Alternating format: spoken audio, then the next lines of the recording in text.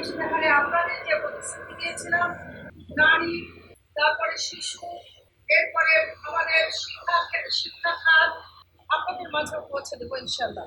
এই 5 বছর আমাদের সরকার যে 5 বছরের দায়িত্ব জনগণ দিয়েছে, নির্বাচিত সরকার, সেই সরকার ধারাবাহিকভাবে আমাদের মাধ্যমে স্ব ইউনিয়নের সাথে সরকার, ঠিক আছে?